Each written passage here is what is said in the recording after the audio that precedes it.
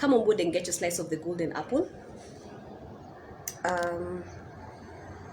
Relationships, at the beginning of relationship, everything seems so beautiful, everything seems so wonderful, everything seems so it's like you're in fairyland, everything is just perfect.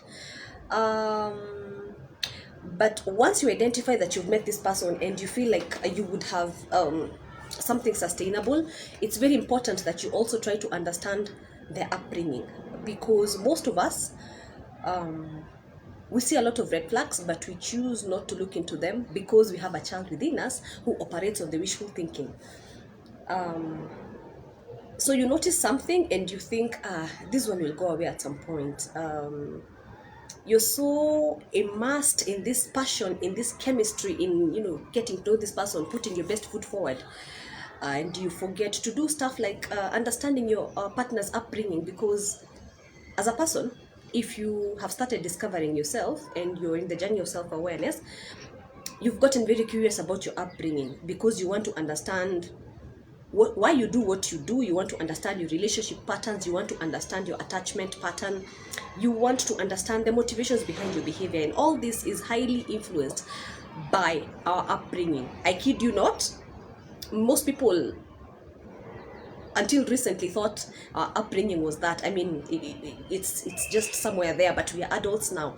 No, your upbringing, your relationship with your caregivers, or their lack of, the kind of love they gave, or their lack of, the kind of attachment you had, or their lack of, largely influences the kind of relationships that you have today, largely influences the kind of person that you are today, largely influences how you feel about yourself today.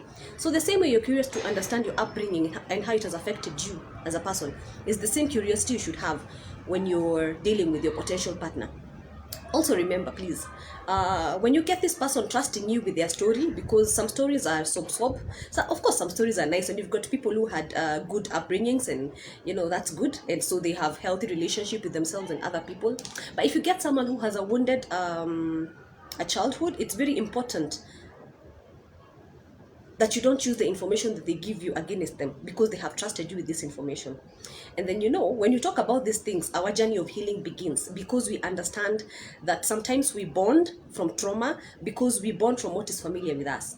So you might think it's chemistry, you might think, oh, this thing is working so good, but it is not. You're just connecting with the unresolved trauma that you had in your childhood.